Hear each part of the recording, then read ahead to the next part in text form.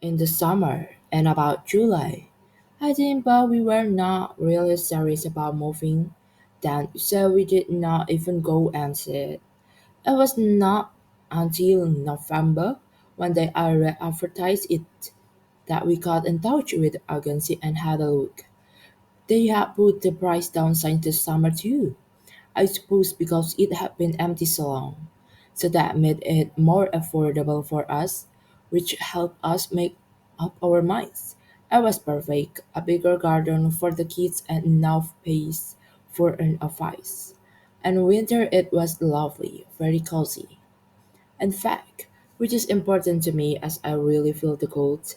Whereas my husband will open a window when it's minus temperatures outside.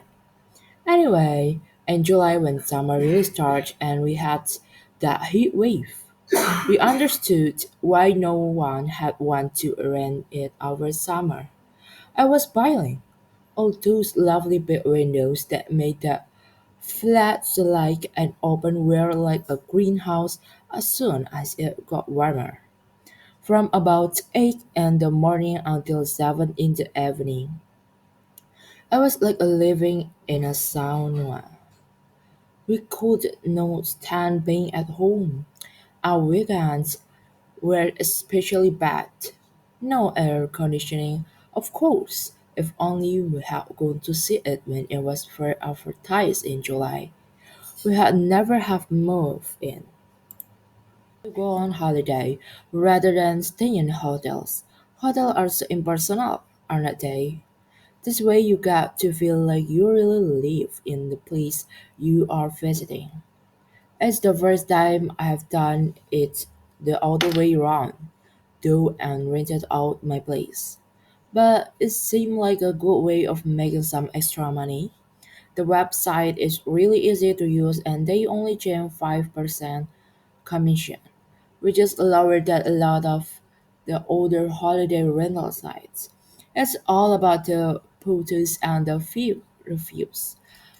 Got the photos right and the place can look really upmarket and spacious, but you don't want to make it look too much better than it really is or you'll end up with a bad review. It's better to undersell and over deliver so guests are pleasantly surprised and leave an extra positive review. So far, I'm averaging 3 star because of one bad review that broke my average down from 4.5 star. But hopefully I will get it back up during the bushy season. Of my reach, it's almost impossible, as it is for loads of people my age these days. My parents always told me renting was throwing money away, but it was different in their day. That people could afford to buy a house on a normal salary, but nowadays house prices are so high and no bank will look at you unless you have got a high deposit. The problem with my dream of buying is that it's never going to come true. Not unless my parents help me out, but I've got to my sister and we're all in the same position. At least they have both got good jobs. Not good enough to buy a house, but at least they can afford to rent place of their own in nice areas. I just don't earn enough to rent around here, even if I got promoted to manager, and I will be told to find somewhere unless I share. And call me Fushi, but there are not that many people I want to share a bathroom and kitchen with. Some days I think I will be start living with my friend forever. Even renting is like a dream to me. Pool could not do enough for us. You hear stories of nightmare landlords, and we feel like we were really lucky. I saw we told anyway, he redecorated the whole place from top to bottom, and let us keep all the bills in his name so we didn't have to bother contacting all the companies ourselves. He even offered to come around and do the gardening as he knew that we both work long hours and might not have time. That was the problem. Start now I look back. Then he had popped around just to check everything okay for you.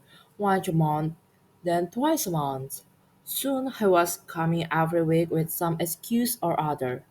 At the beginning, we had invited him in for tea, but it was only encouraging him. So when we realized we had tried to have the conversation on the doorstep instead, it got so bad we pretended to be on our way out if we saw him coming up to the bed. We had grabbed our coats and walked around the block until he had gone.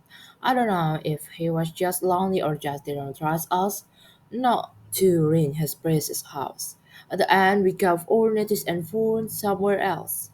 It's because we really love that house, but at least it's more peaceful in the new place.